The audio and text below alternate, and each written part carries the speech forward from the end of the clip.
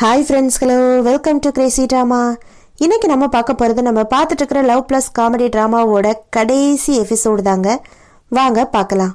இந்த எபிசோடோட ஸ்டார்டிங்கில் நம்ம ஹீரோயின் அந்த லவ் பிரேக்கப்புக்கு அப்புறமா இப்போது ஃபுல் டைமாக கம்பெனி மேலே ஃபுல்லாக கான்சன்ட்ரேஷன் வச்சு எல்லா வேலையுமே கிளியராக பார்த்துக்கிட்டு இருக்காங்க. இப்போ கூட ஏதோ ப்ராஜெக்ட் பற்றி தான் எல்லாம் பண்ணிக்கிட்டு இருக்காங்க. ஆனால் திடீர்னு அவங்களுக்கு ஏதோ ஒரு அப்செட் அந்த மாதிரி தோணின உடனே என்னடா அப்படின்னு யோசிச்சுட்டு போய் சோஃபாவில் படுக்கிறாங்க. அப்போவுமே அவங்களுக்கு அது கிளியர் ஆகலை.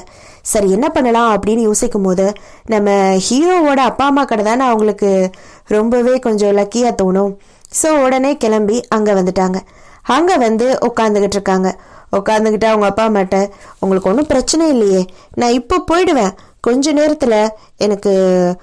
நேரத்தில் நான் கிளம்பி போயிடுவேன் அப்படின்ற மாதிரி சொல்லிட்டு இருக்காங்க. ஏன் உனக்கு வேலை இல்லையா ஆஃபீஸில் அப்படின்னு சொல்லி கேட்டோன்னே, ஏன் நான் இங்கே இருக்கிறது பிடிக்கலையா அப்படின்ற மாதிரி கேட்குறாங்க. அதெல்லாம் ஒன்றும் இல்லை, சும்மா தான் கேட்டோம் அப்படின்னு சொல்லிட்டு, சரி சாப்பிட்றியா அப்படின்னு சொல்லி அவங்க அப்பாவே கால் எடுத்து டெலிவரிலாம் ஆர்டர் பண்ணிவிட்டு எல்லோரும் உட்காந்து சாப்பிட்றாங்க. சரின்னு ஹீரோயின் போகும்போதுமே அவங்க அம்மா சொல்கிறாங்க, நீ ஒன்றும் வருத்தப்படாத, ஹீரோவை பற்றி நான் உன்னை எதுவுமே மிஸ்டேக்காக நினச்சிக்கல, நீ அவனோட லைஃப்பில் வந்ததுக்கப்புறம் நிச்சயமாகவே அவன் லைஃப் மாறி இருக்கு அப்படின்ற மாதிரி சொல்லி அனுப்புகிறாங்க. இந்த சைடு நம்ம ஹீரோ கடைசியாக அந்தாகியை பார்க்கறதுக்காக வர சொல்லியிருப்பா இல்லையா, அவளை பார்க்கறதுக்காக போய் உட்காந்துருக்கான். அவளை போய் பார்க்கும்போது அவள் என்ன சொல்கிறான்னா, அந்த காங்குக்கு ட்ரக்ஸ் அப்ளை பண்ணுற ஆள் பற்றி எனக்கு ஒரு விஷயம் தெரியும் அப்படின்னு சொல்லிட்டு அந்த டாக்டரோட பேரை வந்து சொல்லி கொடுத்துட்றா.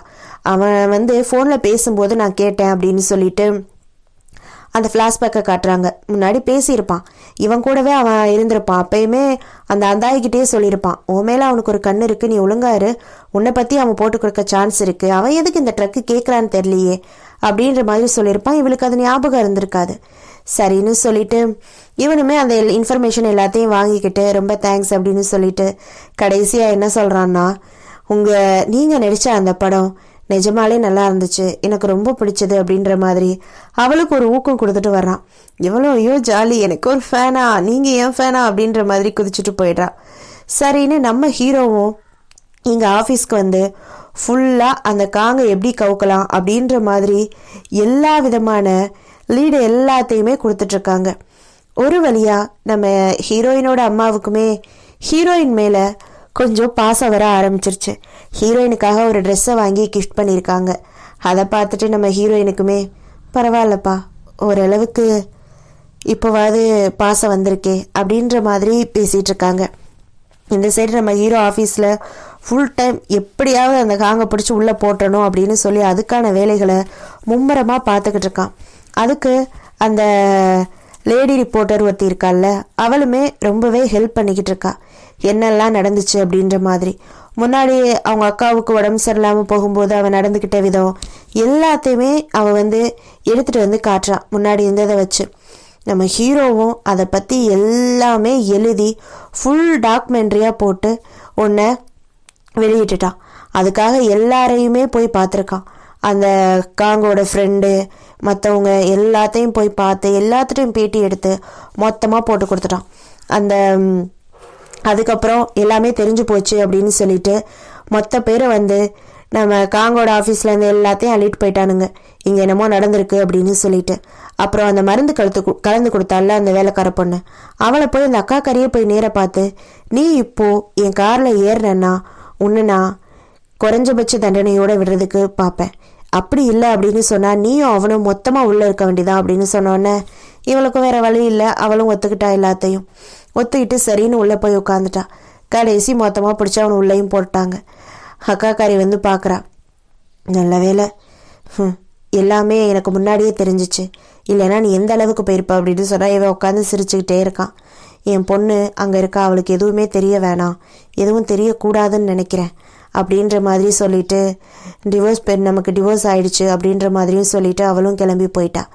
இந்த சைடு நம்ம ஹீரோவோட அம்மா என்னடானா, இவன் என்ன சாப்பிட்றானா என்னன்னு தெரியல அப்படின்னு சொல்லிட்டு சாப்பாடு எல்லாத்தையுமே எடுத்துகிட்டு வந்து ஃப்ரிட்ஜில் ஃபுல் பண்ணிட்டு போகிறாங்க.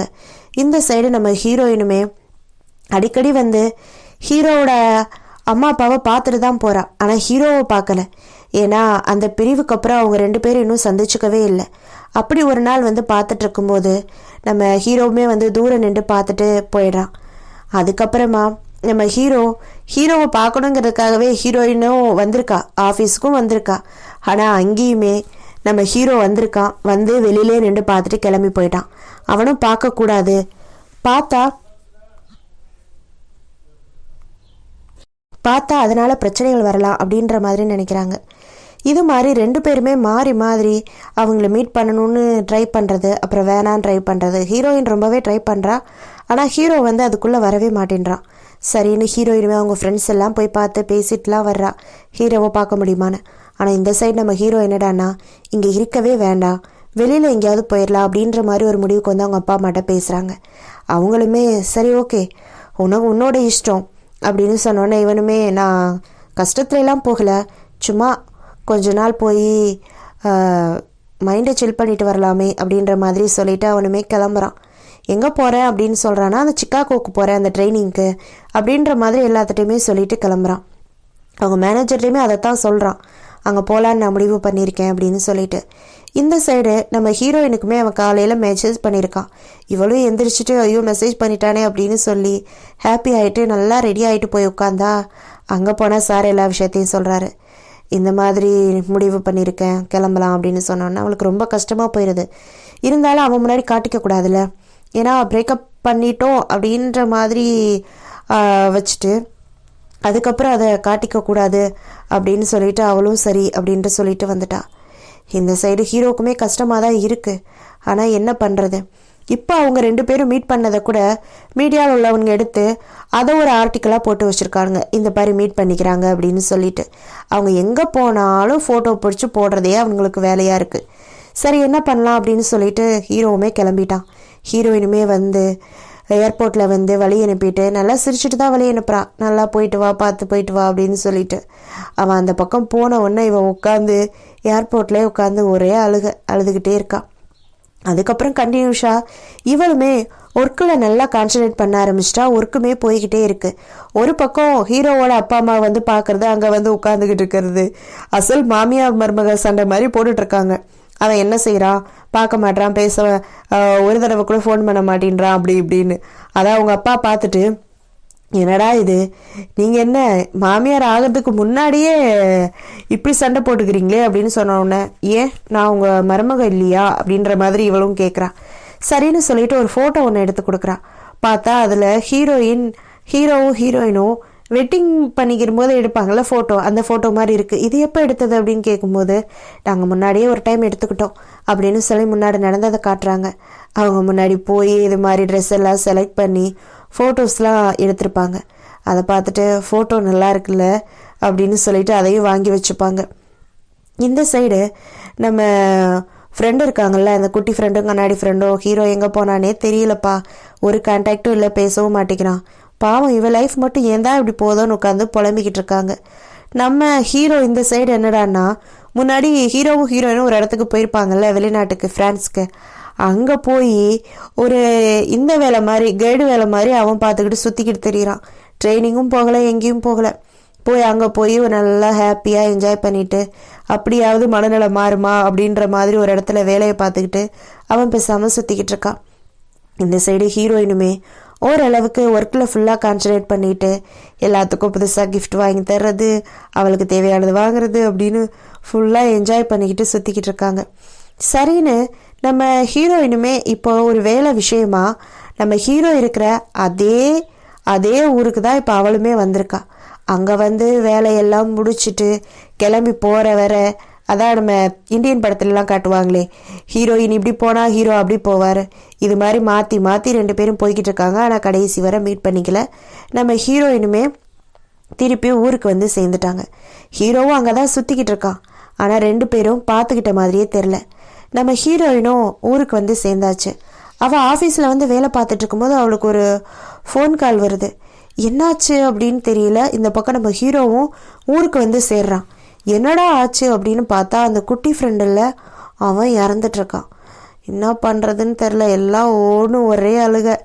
எல்லாம் அழுது முடிச்சுட்டு அந்த ஃபியூனரல் எல்லாம் முடித்தோடனே நம்ம ஹீரோவும் ஹீரோயினும் பேசிக்கிறாங்க.